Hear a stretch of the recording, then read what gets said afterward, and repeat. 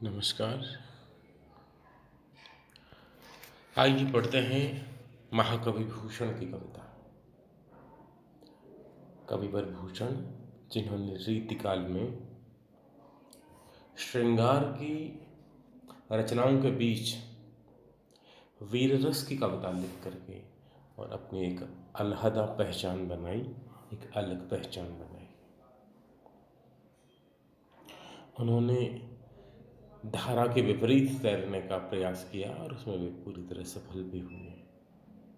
उनका एक कवित्व है, हम पढ़ते हैं।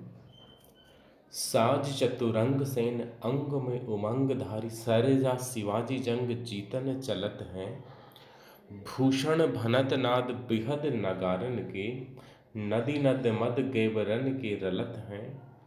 एल फेल खेल भेल खलक में गैल गेल, गजन की ठेल फेल सेल उलसत हैं। ये उसलत छिपा हुआ इसमें सही शब्द है, उलसत है। तारा सो तरनी धूरी धारा में लगत जिमी, थारा पर पारा पारावार स्यों हालत है। शिवाजी युद्ध के लिए निकलते हैं अपनी चतुरंगिणी सेना से जाकर के। उसका वर्णन कवि ने अतिशयोक्तिपूर्ण ढंग से किया है। साजी चतुरंग सेन, चतुरंग सेन, सेन यानी है सेना, चतुरंग चतुरंगिणी सेना। चतुर बोलते चार को संस्कृत में। सेना की चार अंग हुआ करते हैं। परंपरागत जो सैन्य व्यवस्था थी उनमें हाथियों की सेना अलग होती थी, हस्ती सेना। फिर घुड़सवारों की सेना होती थी, अश्व सेना। फिर रथी होते थे, रथों की सेना होती थी, तीसरा अंग हो गया। और चौथा अंग था वो पदाती सैनिक होते थे, पैदल सैनिक होते थे। इस प्रकार पैदल सैनिक, घुड़सवार, हाथी और रथ, ये सेना के चार अंग थे। ये चतुरंगिणी सेना होती थी।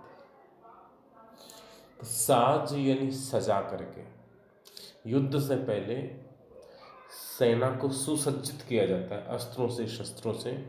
सैनिक कवच आदि पहनते हैं अपनी आत्मरक्षा के लिए, अस्त्र शस्त्र धारण करते हैं, गोला बारूद साथ में ले जाता है, रसद सामग्री साथ में ली जाती है। और उत्साह बढ़ाने के लिए नगाड़े और नगाड़े बजाने वाले और युद्ध के जो अन्य बाजे बजते हैं, मारू राग आदि, वो सारी व्यवस्था की जाती है। इसको सैन्य सज्जा कहा जाता था। साज चतुरंग सेन, शिवाजी हैं वे अपनी चतुरंगिणी सेना, अश्व सेना, गज सेना, रथ सेना और पैदल सेना, ये जो सेना के चार अंग होते हैं, ये चारों अंगों को सजा करके साज चतुरंग सेन अंग में उमंग धरी। सेना के जो विभिन्न अंग हैं, चार अंग बता दिए। अब सेना तैयार होगी तो केवल शस्त्र से युद्ध नहीं जीते जाते हैं, युद्ध जीते जाते हैं उत्साह से, साहस से।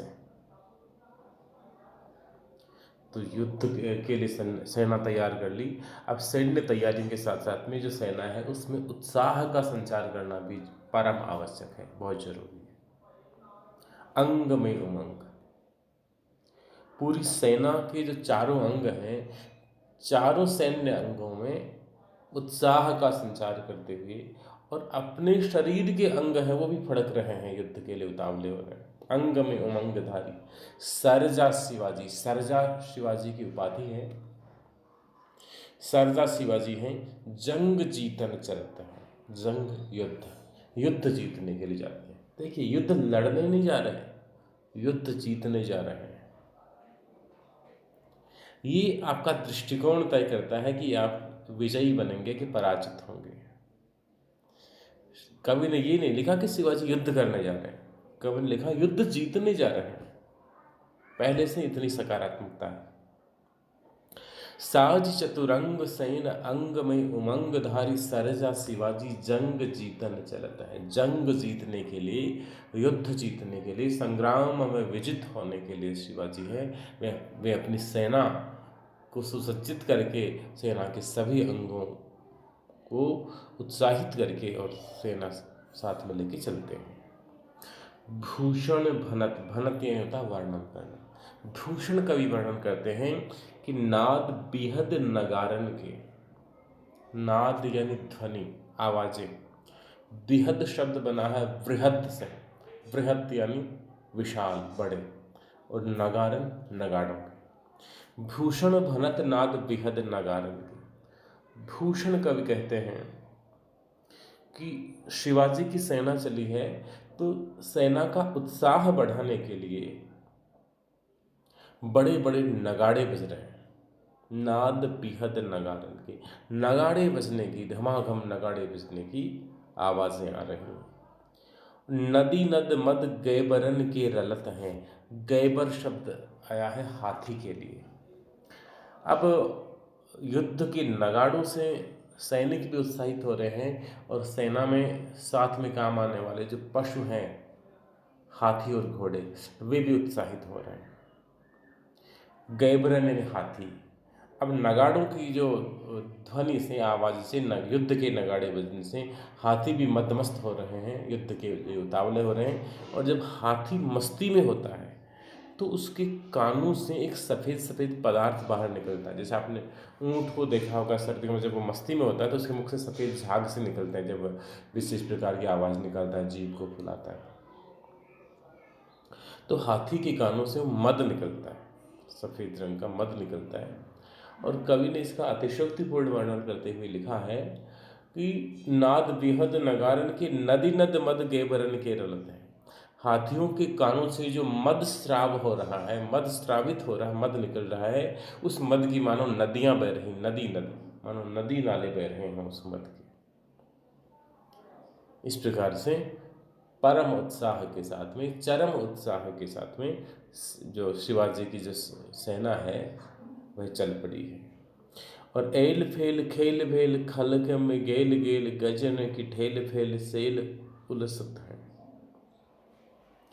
एल फेल, एल का अर्थ है, एक ऐरावत हाथी से अर्थ ले रहे हैं कुछ विद्वान,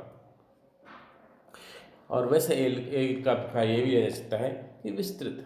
एल फेल खेल भेल, अब वो सेना चली है तो ऐसा खेल हुआ है, ऐसा दृश्य उपस्थित हो गया है खलक में, खलक बोलते हैं दुनिया, दुनिया में ऐसा दृश्य दिखाई दे रहा है, पूरी चारों ओर सेना ही सेना फैली हुई नजर है। एल फेल,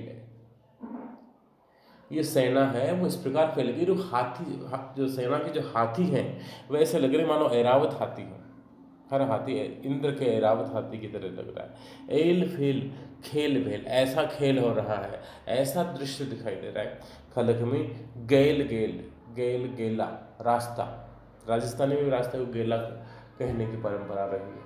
तो यहाँ गैल गेल का मतलब राह रहा है, हर रास्ते से युद्ध भूमि की तरफ जो भी रास्ता जा रहा है उसमें ये विशाल हाथी फैले हुए नजर आ रहे हैं। एल फेल खेल भेल खलक में गेल गेल गजन की ठेल फेल, गज हाथी, इतने हाथी हैं सेना में कि हाथी से हाथी टकरा रहा है। गजन की ठेल फेल, इस रेलम पेल में हाथी परस्पर टकरा रहे हैं, और हाथियों की टक्कर से, आपस रगड़ खाने से पृथ्वी है वो डोल रही है। ठेल फेल सेल उलसत है, सेल यानी पर्वत, शैल पर्वत, पर्वत जैसे उखड़ रहे हैं, पर्वत पर्वत हिल रहे हैं हाथियों के चलने से। धरा कंपित हो रही, पृथ्वी कांप रही है, और पहाड़ हैं वे अपने स्थान से उलसत हैं, डगमगा रहे हैं, उखड़ रहे हैं। अत्युक्तिपूर्ण वर्णन। और तारा सु तरनी धूरी धारा में लगत, और इस प्रकार के अपार सैन्य दल के चलने से पैरों से उड़ने वाली जो धूल है, जो घोड़ों की टापों से उड़ने वाली धूल है, हाथियों के पैरों से उड़ने वाली धूल है, रथ के चक्कों से उड़ने वाली धूल है, वह धूल आसमान में छा रही है। और इतनी धूल छा रही है आसमान में कि तारा सो तरनी, तरन यानी सूर्य, सूर्य है उसकी आभा धूमिल हो गई है, सूर्य है वो फीका पड़ गया है। तारा सु तरन धूरी धारा में लगत, सेना से उड़ने वाली जो धूल है, उस सेना के रेले के चलने से जो धूल उड़ी है पैरों से, खुरों से, आदि से, रथों से, रथ के पहियों से, वो आकाश में छा गई है और उसकी वजह से सूर्य भी तारे के समान निष्प्रभ लग रहा है। तारा बड़ा छोटा सा नजर आता है, तारे का प्रकाश बहुत कम होता है, सूर्य बड़ा तेजस्वी है, लेकिन उस धूल की छा जाने से सूर्य भी तारे की तरह लग रहा है। तारा सु तरनि धूरि धारा में लगत जिमी। तारा सु तरनि में उपमा अलंकार है, तारे के समान सूर्य। और तारा सु तरनि धूरि धारा में लगत जिमी, जिमी यहाँ प्रेक्षा अलंकार हो गया। थारा पर पारा पारावार यहाँ लगता है, पारावार यानी समुद्र। अब सेना चल रही है, पृथ्वी डगमगा रही है, पहाड़ उखड़ रहे हैं, और पारावार यानी समुद्र, समुद्र में ऐसे हिलकोरे आ रहे हैं, समुद्र में ऐसे हिलोर उठ रही हैं जैसे थारा पर पारा, जैसे थाली पे रखा हुआ पारा हिलता है, पारा मरकरी, जिस प्रकार से थाली पे रखा हुआ पारा है वो हिलता है, उसी प्रकार से समुद्र में हिलोर उत्पन्न हो रही हैं, समुद्र में हलचल उत्पन्न हो गई है। इस प्रकार शिवाजी महाराज का जो सैन्य दल है, विशाल वाहिनी है शिवाजी की, वह चल पड़ी है। किस लिए? युद्ध करने के लिए नहीं, युद्ध जीतने के लिए। सरजा शिवाजी जंग जीतन चलत है। शिवाजी महाराज हैं, वे जंग जीतने के लिए, युद्ध जीतने के लिए निकल पड़े हैं। इस तरह से भूषण की कविता में पर्याप्त औज है। वीर रस का परिपाक कवि जिस तरह से करता है, वह उस दौर में जो गिने चुने कवि जिन्होंने वीर रस का वर्णन किया, जिनमें आप पद्माकर को ले सकते हैं, लाल कवि को ले सकते हैं, सूदन को ले सकते हैं, उनमें भूषण सबसे अलग खड़े नजर आते हैं। इसी कारण भूषण की इतनी चर्चा होती है। बाकी अन्य ने भी कुछ एक कवियों ने, 2-3 कवियों के मैंने नाम गिनाए, उन्होंने भी वीर रस पे कविता उस दौर में लिखी, लेकिन भूषण वाली बात नहीं आ पाई उनकी कविता में। औज गुण है, वीर रस है, ब्रज भाषा है, और भाषा के साथ जो थोड़ा मनमर्जी वाला खेल भूषण ने किया है, वो यहाँ इस पद में भी नजर आता है। एल फेल खेल वेल खलक में गेल होता है, और ये खलक आदि है, खेल है, गैल गैल है। ये मिली जुली भाषा, प्रादेशिक भाषाएं भी हैं और अरबी फारसी के शब्द भी हैं। ये भूषण हैं, इस तरह के शब्दों का खुलकर प्रयोग करने के लिए जाने जाते हैं। धन्यवाद। शेष अंश हम अगली ऑनलाइन क्लास में पढ़ेंगे। तब तक के लिए नमस्कार।